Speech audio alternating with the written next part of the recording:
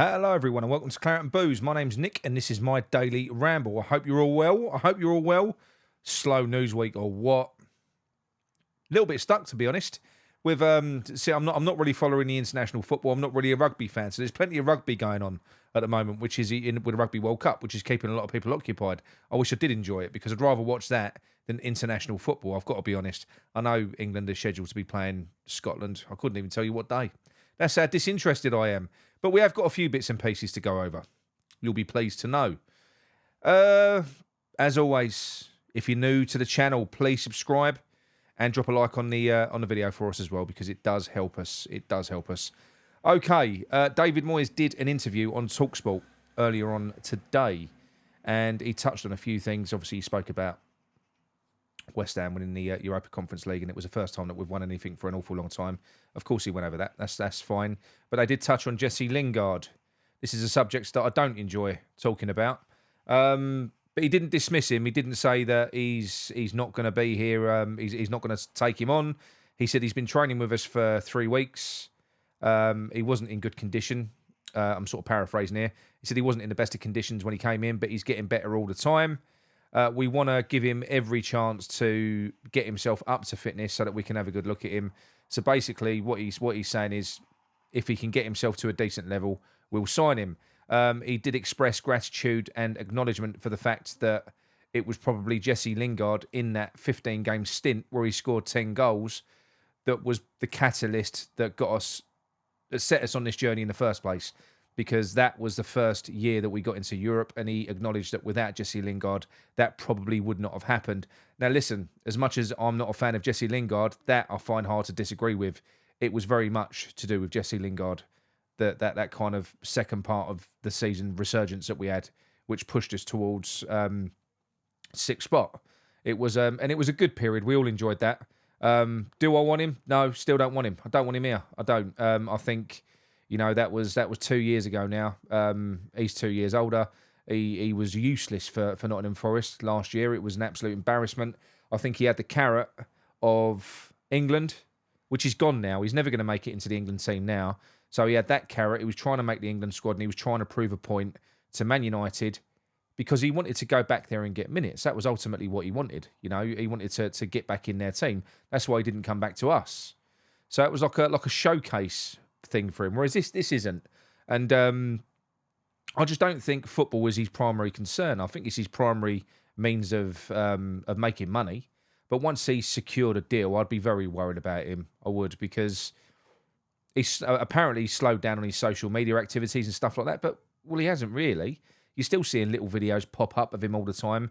All these little cryptic videos, you know, from him inside the changing room. I'm not a fan now. I'm not saying that there is no way whatsoever that he couldn't come back in and he couldn't be a success. I think it's more likely that the opposite is going to be true. I think we've got better players now. I think we're a better team than what we once were. And I don't think that he will impress anybody anymore. I don't. Would it be good to have a player such as Lingard if we started getting injuries and stuff like that? I mean, look, there's an argument that Lingard might be more suited to playing centrally instead of Antonio if Antonio got injured. You know, he is quick. You know, he can play off the shoulder. He can do link-up play as well. I doubt he could play with his back to a defender. I've not seen anything that could suggest that could be done. But look, I don't know. I think the odds are, as much as it pains me, I think Lingard is going to become a West Ham player. It's looking more and more like that. They would have let him go by this point otherwise. And like I say, we know that David Moyes has a soft spot for him. But what does that mean? What does that mean moving forwards? I mean, well, look, even without Jesse Lingard, we spoke in depth about Mohamed Kudus, you know, our new player that nobody really knows what his job is going to be. Now, we know that we've got a potential slot over on the left-hand side where Ben Rama plays at the moment that we could do with improving.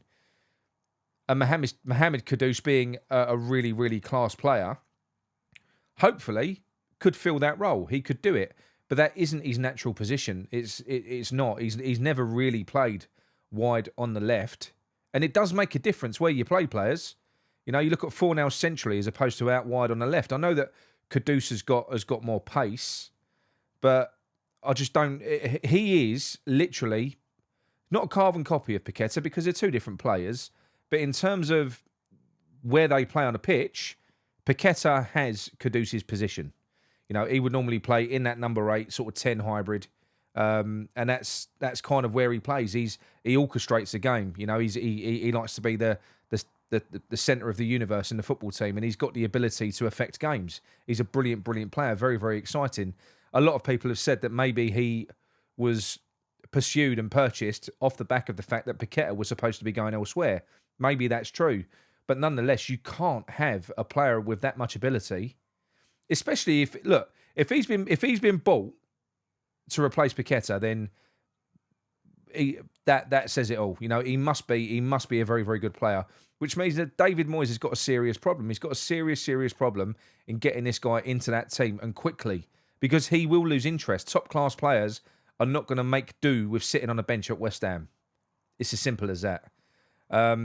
So I hope that he comes up with a solution for that. Now, the only way that I can see that this can happen is without Souček in that team. It's the only way. You know, we've actually looked better without Souček. Anybody that says we haven't, you know, you're deluded. We have. We looked better in the game where he got concussed and he went off. We looked better there afterwards. You know, we've kind of the way we play through midfield, like the little bits and pieces that we done against Luton, where Alvarez was kind of getting up the field, playing 1-2s and stuff like that. You don't really do that when you've got Souček in the middle of the park, because he's there, and he's not gonna add to any sort of passing moves or anything like that. He's a blocker. He's a type of player that you put in place if you're just looking to block the opposition, which, look, I know that we are. I know that everyone's embraced Moyesball now, which means 80% of the game, on average, we're not going to have the ball. Therefore, 80% of the game, Thomas Souček is useful. But it's so important that in that 20%, you make the most of the ball when you've got it. Now, I know that we have done that so far. We've scored a lot of goals. But we've got better options. We've just got better options than Thomas Souček. Far better options. And I do think that Thomas Souček, hand on heart, I think that Moyes' biggest problem in the league last year was this obsession with Thomas Souček. He does get obsessed with playing his favourite players. You know, when he was trying to transition, he didn't transition fully because he kept a player who can't pass the ball in a team where he was trying to pursue a style which was more progressive, possession-based. It was never going to work. You know, he was hamstringing himself with his own team selection. I do think we're going to see the same again, and it's going to start to get frustrating if the results stop. Now, it's going to take some miracle for us to get anything out of Manchester City and Liverpool, and that doesn't mean it isn't going to happen. Okay, we've come very close in the past. We've had good results this year already. You know, no one thought we was going to beat Brighton. No one thought we was going to beat Chelsea. Let's face it. But we did. So it could happen. We could get something at home against Man City. You know, we could spring a surprise away at Liverpool. It could happen. It's football. But the likelihood is that it won't. And I do think that the way that we've been inviting teams on so far this season, bear in mind, in two of the games that we've won, our goalkeeper has been man of the match. At some point, teams are going to start hitting the target. And when they do, I think the floodgates are going to open, because we are literally inviting the opposition on. That's what we're doing. You know, and we're not defending so well that we're stopping shots on goal. We're not. They're getting chances. Chelsea could have had a hatful. Brighton could have had a hatful. You know, Luton could have scored more than what they did. So could Bournemouth. So even though we're playing so deep, it isn't so efficient that we're restricting teams from having chances. We're not. You know, Areola's been pulling off some absolutely amazing saves. In fact, that could be the difference. The goalkeeper could be a big difference this year.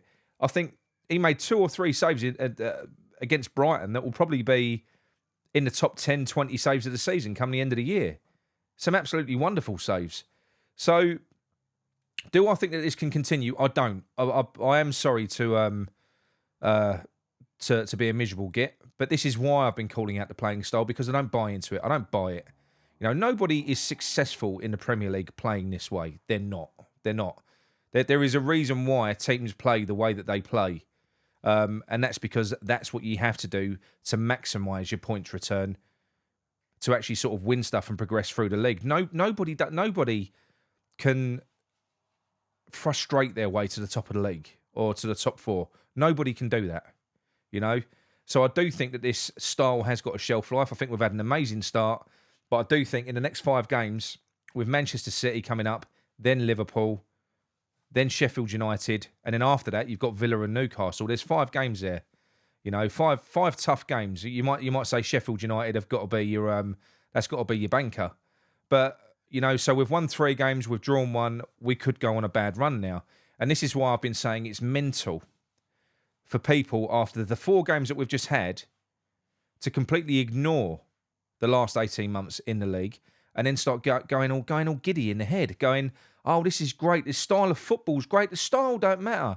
These same people will be pissing and moaning about the style the minute we start losing a game. The minute we lose a game 1-0 and we've only had 20% possession and we ain't gone after the game, they're going to be attacking the football style. But because the results are coming in, the style don't matter. I kind of get that to a degree, but, well, I don't. I think the style is everything, and the style will ultimately dictate how successful you are this season. I think the first and foremost, it's the quality of your squad. You know, you've got to have the quality of personnel, which we've got. We've ticked that box. Tick, done. We've got really good fucking players. The next thing is coaching your team to play in the right way to maximise your points return, to go out and go at teams and get as many points from teams as you can. There's only going to be a certain lifespan for you. Even, don't matter how good you are at counter-attack. You know, when you sit as deep as what we do, you're going to start hemorrhaging goals. At the moment, we're on the crest of a wave. We lose 2 games, the mood will change, and then it will start to turn. But this is the thing, we do have the ability, we've got the personnel now within that team to play a different way. But will David Moyes do it? I think we're going to have to find out, because I do think that the low block is going to get exploited. Like it did a year ago, which was the reason why David Moyes admitted he had to change style to a more progressive. This is the thing, people are forgetting. We did all this a year ago. We've done all this a year ago. But he admitted that he had to change because he'd been found out. Teams are not going to allow us to be as effective on the counter-attack as what we've been in the first few games. Basically, the respect for West Ham in the league has dropped off. That is going to change. That's going to change. Teams will start to attack us more cautiously. They won't leave space in the channels like Brighton were doing. Brighton were giving us no respect whatsoever. They were just bombing onto us, leaving massive gaps that we were exploiting. That won't happen. That will start getting snuffed out. It will. And then we'll have no outlet. Then that 80% of the time, you know, we won't have any way of getting out of our lower third. And also, in the first 4 games, we've gone a goal up. It's really important if you play counter-attacking football and you play this style that you get the goal first. Because if the opposition get the goal, for instance, against Chelsea, if Chelsea score and they go 1-0 up, then we're in trouble. Because I've seen no evidence to see that David Moyes has a plan B to change anything up to get us back into a game and to get us to attack a team and get us on the front foot. So it is going to be really interesting. And look, listen, it's comfortable. At least I'm relaxed. I am relaxed about it.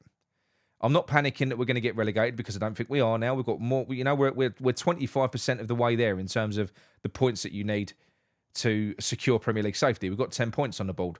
So look, we can just relax now and kind of sit back and watch it all unfold. But I'm not going to fucking sit here and start jumping up and down and dancing and praising the great Moyes off the back of these first 4 games. I'm not. I need far more evidence that this is going to work. Now, I'm not saying that there is no way that it won't.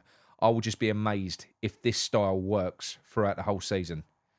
But we shall see. Let me know what your thoughts are. Anyway, let me know what your thoughts are. There isn't really much in the way of news. You know, the transfer window's closed. The Saudi transfer window's closed as well. So no one's going to nick our players. James Ward-Prowse didn't train today, but he's expected back anyway. That's not expected to be a problem. All of our players that have played in international so far, there's been no injuries, I don't believe.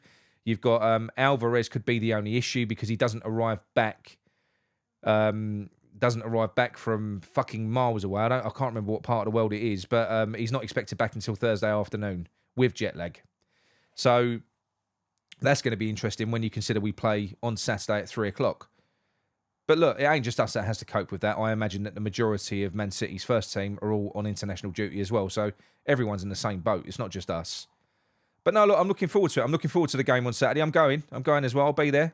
You know, it's a bit of a lucky charm against Chelsea. I've been to Chelsea and Luton so far. So I'm going to City as well. So I'm looking forward to it. I hope that we don't play the low block against them because I don't think it's going to work. I think that's absolutely suicidal.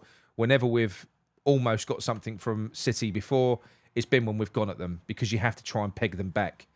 If we're going to try and sit and block, I've heard people say, double up on Grealish. We ain't playing Villa now, mate. You double up on Grealish, they've got Phil Foden. They've got Haaland. You can't double up on everyone. We ain't got enough players. So your only hope, really, I think, is to try and peg them back and catch them off guard, knock them off balance. Don't let them grow into the game and get comfortable. This is a team that like to be on the ball.